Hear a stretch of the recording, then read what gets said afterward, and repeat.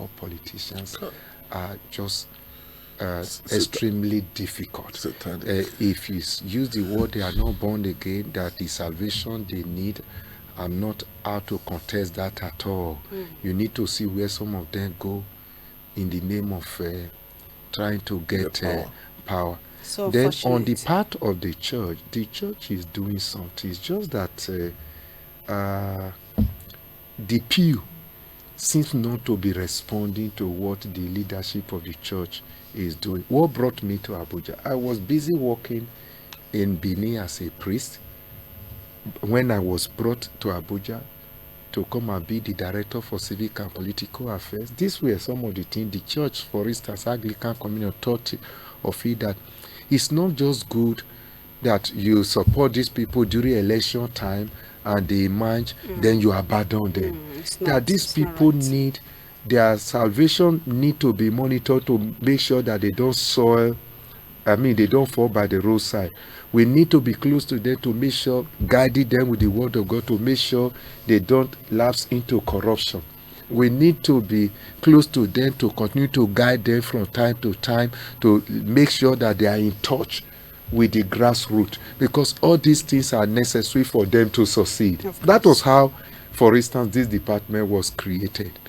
And immediately after that, the same year 2011, chaplaincy to National Assembly was created. I was privileged to also be made the pioneer chaplain. But the experience I've had there is the worst experience I've ever had. It's mind-boggling. Where you visit a church member, because you are now an honorable member of a House of Representatives, or because you are a senator, your priest visits you, drop his card, send you text message, no reply, nothing. They don't bother. The fellowship, there are people that stayed in National Assembly for 8 good years, 2 consecutive tenure, and they keep telling me, I will come. For 8 years, they did not know the venue of the fellowship. Wow. For 8 years. 8 years. This So It the means that they are not even thinking about it. Yes, and when you keep repeating it, Venerable, I think you said this under the Senate block. I said, yes, I will be there one of these days. One of these days, 8 years, nothing. So how do you correct such people? How do you make those people to do the right thing? Then, talking about interacting, preparing people for governance, I agree with you. The same thing, the same problem we are having. The leadership invites these people to maybe seminars, to church programs where teachings and all that will be done. They don't come to such programs. They only come to maybe synod, all those popular programs. And launch the presidential address. Meanwhile, in their parish, the vicar will talk, Kobo will not come out. The vicar is living on a roof, leaking roof. They will not support anything, but they want to come to that big gathering and come and donate 500,000 there, so that the whole world will see them on television that they are supporting the church. That is the kind of things we are seeing. Now, there's something that have been on the pipeline which I'll be trying. Because they are not responding, it's not working. I came up with the idea of fellowship of all Anglican politicians. And you see, people are being called and they are not responding. They say, this idea is good, I know that, but you call for them, you won't see any of them. So what I'm just trying to say is that this church is not just the one calling them just to donate. It's just that is even the only platform that they want to be associated with. Yes, because they maybe they look at the political gain to what they are going to do in the public. So we'll continue to pray for our members. Thank you very much, Venerable. You've captured it. I know, just like you're a very forthright person. But I think there should be a conversation. There should be a convocation. There should be, because I haven't been involved heavily, you understand, and also being a Christian. I think I know let me just suggest one thing. As a venerable and Anglican church, a very senior priest, even I'm sure some of your juniors are even bishops. So you are a very experienced priest. I think what the church should do is to you identify some people over time. These people have been consistent, both in their public and private lives and in the church life. They are disciplined.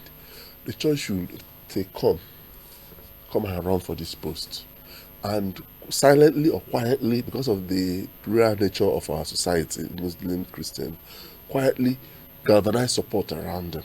Like if you say in the Edo State, which is predominantly Christians, or River State, predominantly Christians, the churches, like in Imo State where I come from, the Catholic, they have influence on who becomes governor in Imo State. Just that the problem is that the people they have been influencing to be governors have been like thieves.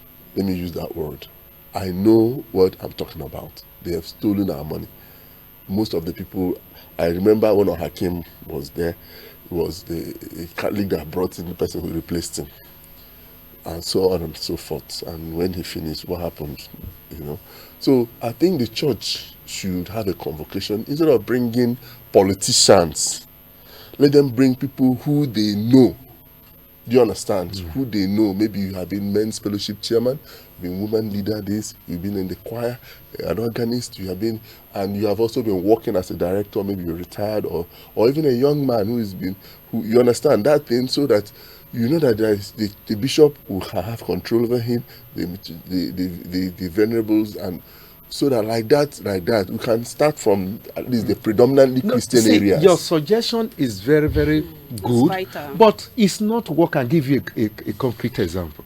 It has not been implemented so far. No, let me tell you. I give you a concrete example. Yes, sir. Do you know that the director for JAPC who took over that department from me, when he came the following year, his own pastor's warding, in the diocese from which he moved to this place was elected as a member of House of Representatives. Okay.